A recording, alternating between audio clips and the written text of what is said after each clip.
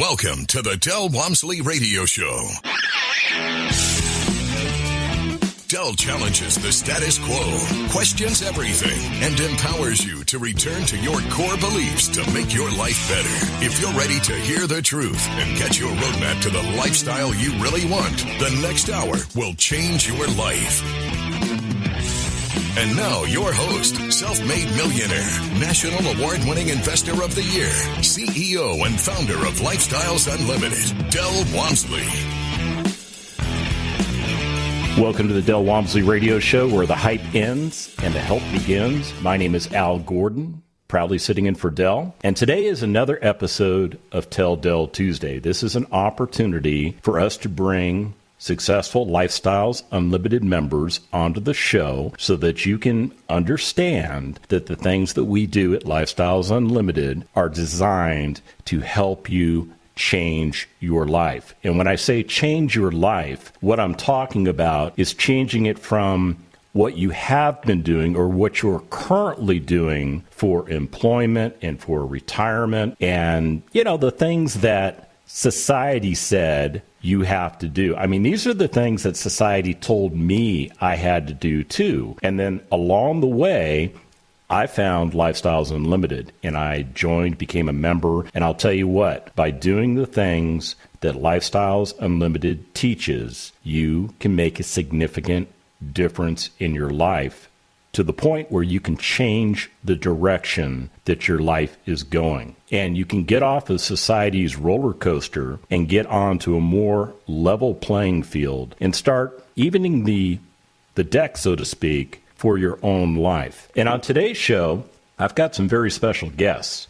Today I have Dale and Sharon. They've been Lifestyles Unlimited members since May of last year. They joined Lifestyles Unlimited with the idea that they wanted to replace their corporate income. And without telling their story for them, let me just bring Dale and Sharon on and let's get to know them so that you can understand that they're real people like you that have made an informed decision to do something against society's rules. Well, how are you guys doing today? I'm doing great. That's awesome. It's almost the end of the year. Are you guys happy that 2020 is almost in the books?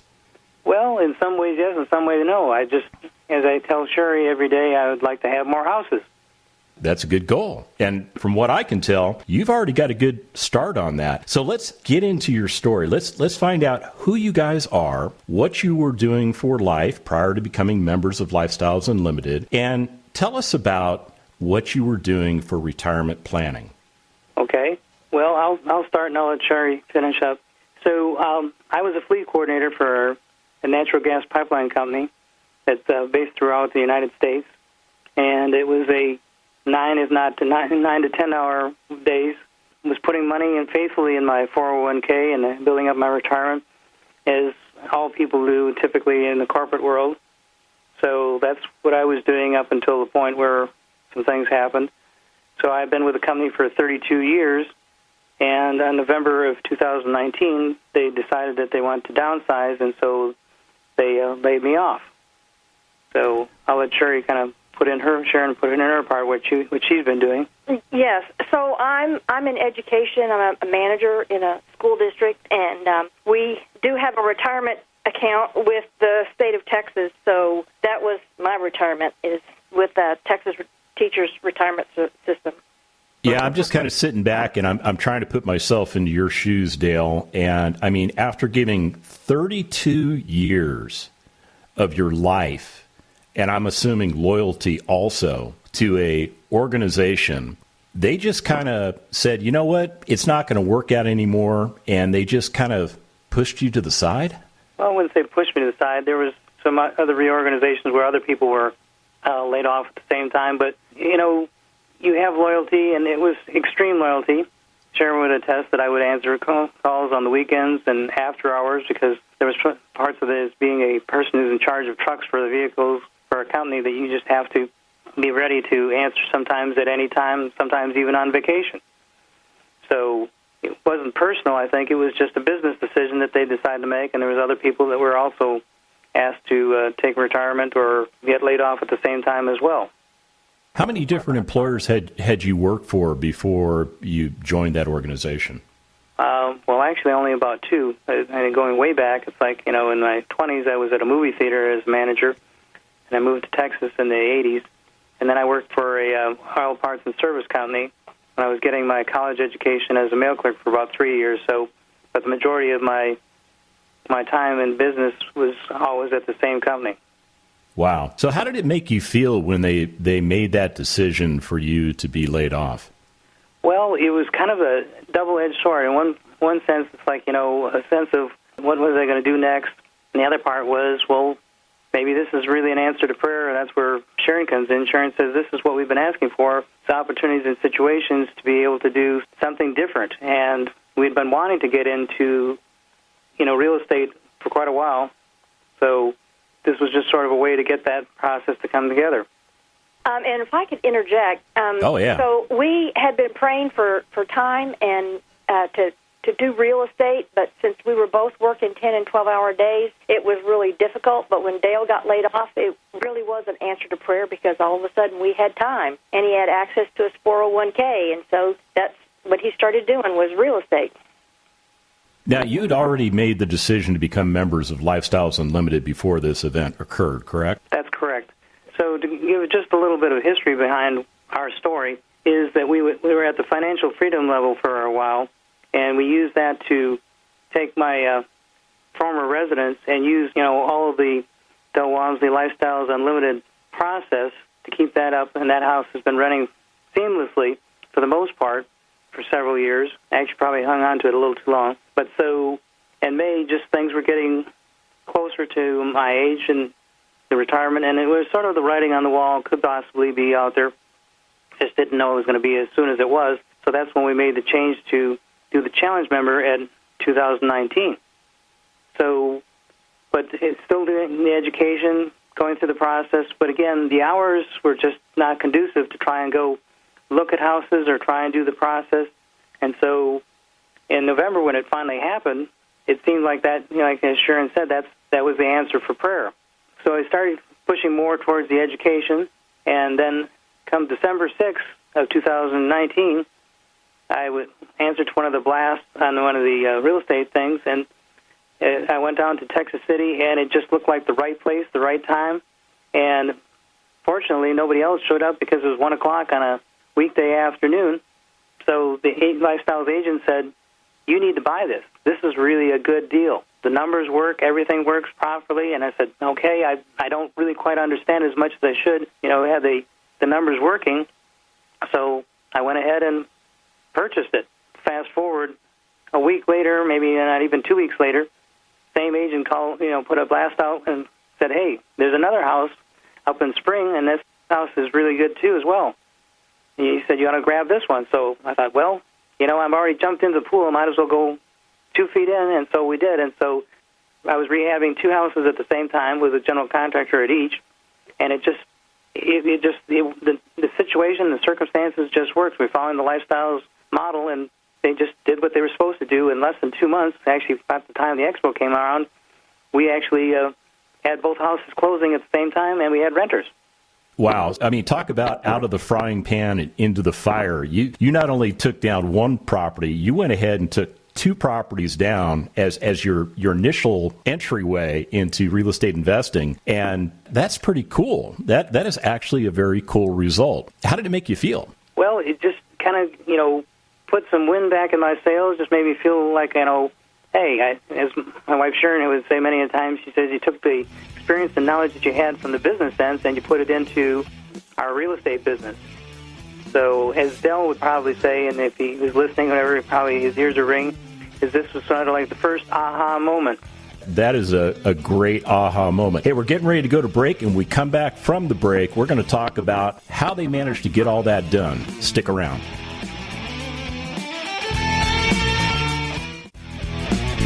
Welcome back. Now here's some more unconventional wisdom to set you free from the man on a mission to retire America, one person at a time, Del Walmsley.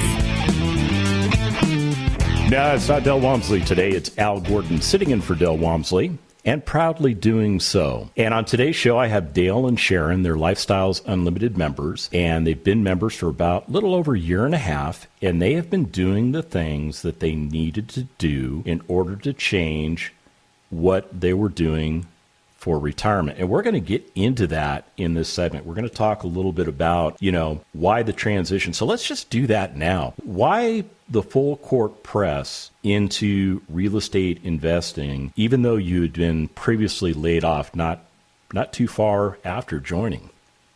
Well, to kind of explain the situation, as I mentioned earlier in the program, we had my primary residence that was renting properly, and every day you listen to Del Walmsley on the radio and said, hey, that works. So fast forward, now we've got 2 properties. It's like, this works, this replaces my income, and you just realize that, as he says, that you're fighting your way back from the corporate world one house at a time, and suddenly you've got cash flow coming in, and it just works. I mean, there's just no way of getting around. It's like you can't miss the system. I keep thinking there's kind of a Star Wars movie from the very beginning. It's like stay on target. And so I have to say that my wife helps me, encouraging me to stay on target. So to kind of pick up from the story, so we had 2 houses that we picked up in December, and we closed on them late February or March, Sharon? It was like mid-February, the day of the expo. We did the conventional closing on those 2 properties. And again, sort of an aha moment. You've got 2 houses closing at the same time. You're going to the conference, and suddenly, you start to realize this can be reality. You're no longer a spectator. You're actually a participant. They're actually taking you out onto the field, and you're actually doing the process of what Lifestyles talks about. That's got to be a really good feeling. Yes, and then Dale's been networking with other investors and with real estate agents and answering the blast, and then in March we got the 3rd property.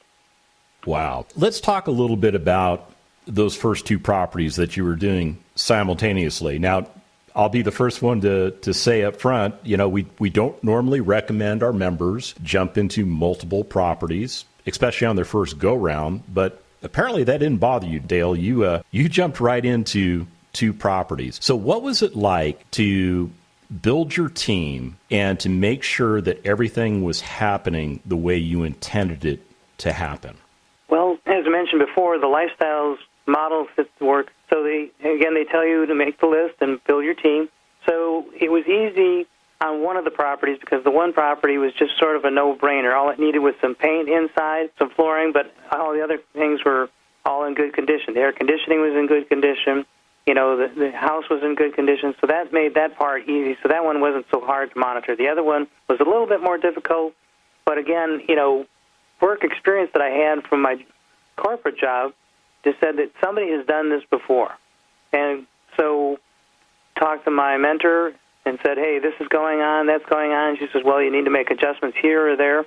Let's keep on them. I would recommend, staying on them and checking on them at least once or twice a week. But again, there's just a process. And the general contractors are pretty good, too, as far as to helping you stay on target. So they kind of have a checklist that they go through with you, and you just work the system.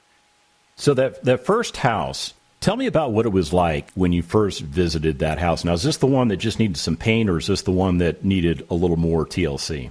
This is the one that needed more TLC. So, it was a little bit kind of scary. It's like I had bought one house before, my primary residence, but again, this one, it was taking what the Lifestyles mentor was saying, what the Lifestyles agent was saying too. They had a vision, so it was a smaller house. It needed new carpet. It needed central AC. So that was kind of an interesting part. But I've heard Del talk on the radio before about putting central AC, and it's not that hard, and it's pretty easy. So, but he was just keeping a checklist of staying on point with them. And again, I would have to say the mentors helped me, talk me through it. But staying on point and just making sure that everything was being done in process. And I'll be honest with you, both construction companies did a great job within 30 days or less. Both properties were done. So the paint and the flooring was done at the easy property. The other one, too, they did a really good job of just making sure that things were getting done. AC, paint outside, putting the flooring in, followed the Lifestyles agent recommendation, took out a portion of a wall because it's a smaller property, about 1,100 square feet, and open up a wall, and they call it a pony wall. So it opens up such an area that it looks like you've got more space than you actually do. So you've got kind of a little space for eating between the two, but then also has a little dining area. So, but it's just staying on point and following on. And there's a checkoff list that's actually in the lifestyles thing as to what you need to do and how you need to check things off as they happen where you go through it. I'd like to say about that first little property, it's beautiful. It's blessing the tenants. The little lady just had a baby there, and granite throughout is just a gorgeous property. Man, it sounded like I might want to rent from you guys. It's really gorgeous. And we had another house that we just finished with, and it's rented, but it was like a halfway house. It was terrible. We put central AC in there, and that property is gorgeous. With granite, it's just top-notch. It's beautiful. A couple live in there now, and they're just really blessed. And the neighbors are liking it because they didn't like the condition of the property before, and now it's making the neighborhood better. How does it make you feel to be able to go out into the world and transform something that is, kind of maybe blighted or, just not the nicest thing in the neighborhood and actually turning it into the nicest thing in the neighborhood? Well, it gives you a sense of satisfaction, but, it's funny, too, is because when I listen to Dell on the radio, too, I keep thinking of Dellisms, is that you are not only making something nice, but you're also giving something back to other people. So you're employing the general contractor, you're employing the lender, you're employing, a yard guy. Everyone gets kind of a win-win-win situation, but it really does make you feel good that you can do something that, transitions in time. It truly does transition in time, where it's like, there's sort of a sense of accomplishment that you don't necessarily get typically in a corporate world, because when you do something in a corporate world, you're just one number amongst the many, and somebody does, only here's one story. But when you do a property like this and bring it back up, everybody, there's a lot of people that are affected, and a lot of people are helped as well along the way. I think that's the coolest thing when it comes to what we do with real estate investing, is that we help other people. And that is part of the recipe to success. Okay, we're going to break, guys. When we come back from the break, we're going to get back into your story because it's a good one. Stick around. Del Walmsley talks about positive cash flow tax-free. I bought one little rent house. So a month later, I bought 3 more. Now I started receiving even more positive cash flow. $880 a month positive cash flow after just 2 months. This cash flow was tax-free because of the way I did it, because if you know how to do it the right way, you won't pay taxes on that. Give yourself a raise, tax-free. Find out how at Lifestyles Unlimited's live online free workshop. Register today at lifestylesunlimitedworkshop.com. Welcome back. Now here's some more unconventional wisdom to set you free from the man on a mission to retire America, one person at a time, Del Walmsley. Nope, not Del Walmsley. It's Al Gordon, proudly sitting in for Del Walmsley. And on today's show, we're talking with Dale and Sharon, Lifestyles Unlimited members. They've been members since May of last year. And, they had kind of a significant event that occurred in their life. Dale, after working for a particular corporation for about 32 years, was laid off. And at that time, he saw it differently than maybe you and I would see it. He saw it as an answer to prayer. And I guess from my perspective, I would have looked at it as a financial catastrophe, but that's not the way you took it, was it, Dale? No, not at all. So I will say, the company did try and do as well as they could. So I was given a lump sum at the time that I made my exit. Plus 2, with that, I had access to my 401k, and suddenly it starts making more sense now. What Dale Walmsley was saying is take your 401k and put it into something that's real assets, real estate. So it made the opportunities and situations work out where it's like, hey, take this. And I was fortunate, too, that my wife works, so use her W-2 and her keeping the household bills and stuff like that taken care of. It allowed me to take the lump sum and the 401k and start putting it towards some real estate. So in that first property that you acquired and renovated, the one that took a little more than just a couple coats of paint, what did the property do for you once you rehabbed it, put a great resident in there, got it stabilized, put long-term financing on it. What is that property doing for you financially? Well, financially, it's the 5 ways, and I wish I could remember off the top of my head the 5 ways, but the cash flow itself is almost $300 a month. The equity capture was probably about anywhere from being conservative is $25,000 to $30,000 in equity capture. So, plus too, it's like you've got a real asset that's such, it's like it just works. It works well for me, and well for us. Yeah, not to mention you're getting all the tax benefits that go along with the ownership of that property through depreciation and, of course, principal pay down and the fact that properties have a tendency to go up in value. So, that's a completely different animal than just staring at a monthly statement on your 401k, right? Exactly. It's interesting because when you look at the figures and to see the real figures on paper, but actually watch it come to fruition, you look at the house, and one of the kind of the fun, kind of like little Christmas moments for me every time we close on a property is when you get the appraisal, and it's like the appraisal was estimated at, I think, $130,000 for that property, and ended up coming in at $131,000 for the appraisal. It's like, wow, if it's $131,000 now, what is it going to be worth in 2 or 3 years? So already at the very beginning, there was equity capture, and there was cash flow each month. And so people may or may not understand, the cash flow is after all the taxes and the homeowners association, which is no homeowners association to that property, but there are on some of the others, is that when you get done with all that, taking care of all the bill itself, there's $300 that can actually go into my pocket or our savings, such that we are replacing my corporate income one house, one step at a time. Yeah, I mean, $3,600 a year in spendable money, that would benefit anybody. I'm a firm believer that would benefit anybody. So tell me about that second property, the one that needed, maybe just a couple coats of paint. What did that do for you financially? Well, that one there, it's even better yet. So all I needed, it just needed flooring and some paint. It's a 4-bedroom house with 2-car garage, and again, it's the model. But fortunately, it just happened to be the right pocket, the right time, the right moment, and pounced on it with the blast that came out. That one there is probably closer to almost $400 in cash flow, and that's probably, it's even got, I think, even more. It's at least $30,000 plus. I should have had all my figures with me in front of me, but that property is going to probably go up in value much more so because it's in spring. It's a really nice neighborhood, but there was so little that needed to be done. It just made it so easy. And again, the faster you can do it, it doesn't happen every time, but once in a while you get lucky or fortunate, as Sherry and I would say, blessed by God that puts the situation together. So that one is really a kind of a nice property that just can't help but just make and the people were, there's a single family that lives there with several children, so it's just a really nice place. It backs up to a golf course.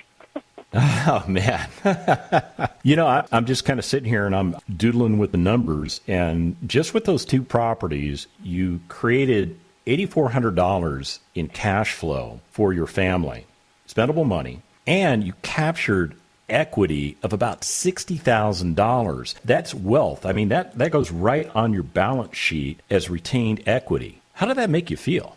It made us both feel really good, and it was just kind of like, wow, you can hear about the stories that Dell talks about, and it's like I always kind of make the joke, it's like you can hear about somebody going to the moon or the space station, but to actually take the trip and make it yourself, it really gives you a sense of pride, and it also gives you a sense of value. It's like, I really like the idea that Lifestyles passes it on to the next person. So I can understand where people like David Fisher and Del Walmsley want to, pass the information along. So I'm more than happy to share my story with people and even, be open to being a mentor maybe someday at Lifestyles, because I'd like to show and teach people what I've learned. And there's things along the way, too, that you can learn, that you may not always pick up in the classes, but there's things that you can learn from a mentor that you wouldn't normally have picked up, unless you did it yourself.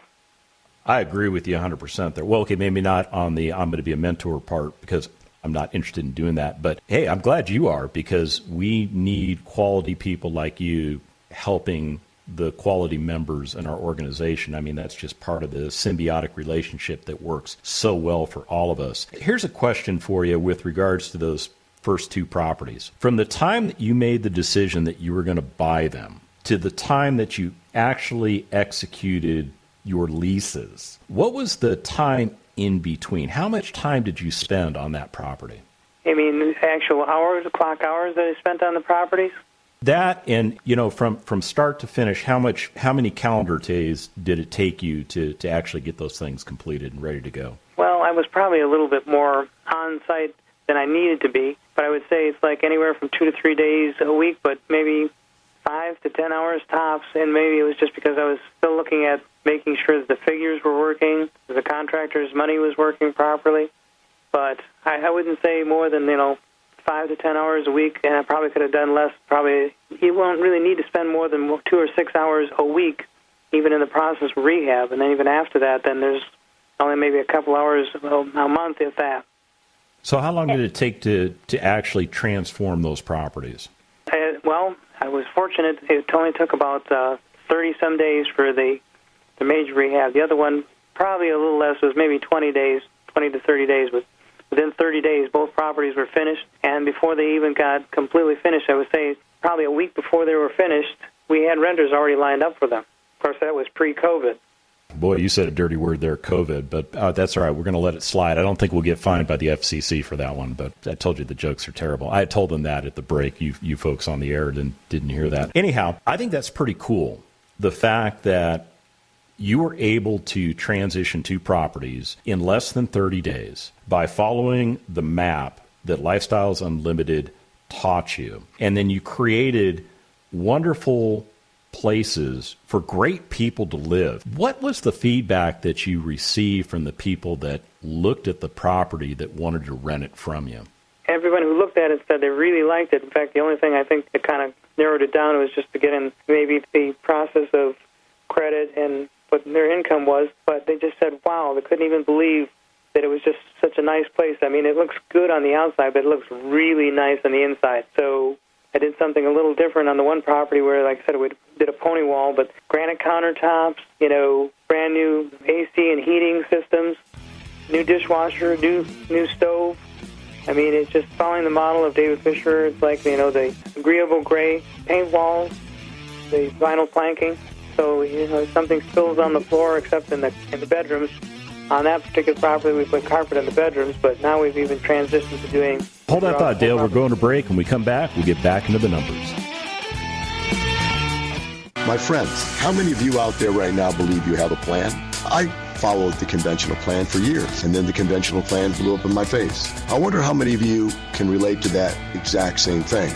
The real question is, how many of you have actually figured out how to turn that thing around and make it happen? Do you have a plan? Lifestyles Unlimited has one for you. It's worked for countless others. Retire in 5 years or less. Come learn more. Join us for our live online workshop. Register at lifestylesunlimitedworkshop.com. Welcome back. Now here's some more unconventional wisdom to set you free from the man on a mission to retire America, one person at a time, Del Walmsley.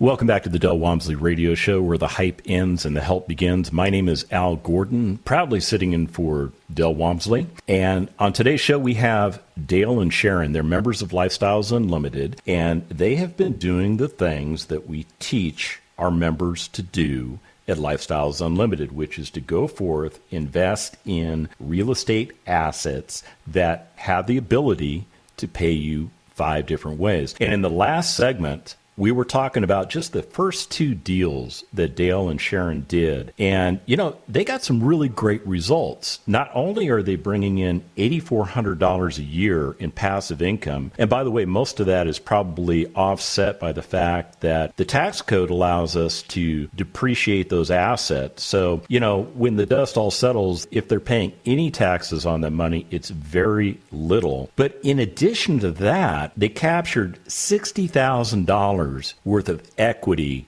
in those properties. I mean, that's $60,000 of wealth. In other words, if they decided that they just needed to turn around and sell those properties, they would get a big influx of cash. But that's not how we do business at Lifestyles Unlimited. What we do is we own, we operate those properties, and we do that in accordance with goals and objectives that we set for ourselves. So tell me about property number 3. What did that one do for you guys? Well, property number 3 wasn't probably as good as it could have been, so it was already rented out, and so it needed some work, and it was difficult to do the work when somebody was in there. So I do recommend is that if you can get a property that's vacant or is going to be vacant, it's easier that way. So that one, that's only the equity capture was a little less, and it was probably a little under $20,000. But it cash flowed from day one. That's true. There's perks on both sides there. If you do things right, too, it's like you make sure that people are taken care of. What I do like hearing, and it kind of makes the situation nice and fun, too, is my renters will always say, Mr. Dale, because that's what I go by, is Mr. Dale, you always make sure that we're taken care of, and I really appreciate you as a landlord. So the equity capture was a little less on that one, and the cash flow is like about $286 a month. Still not bad, but we're at a point right now where we're going to have to probably do some more rehab on that property as the renters are moving out. Why did you guys buy that one with a tenant in place? Well, it just seemed right. It was in the right neighborhood.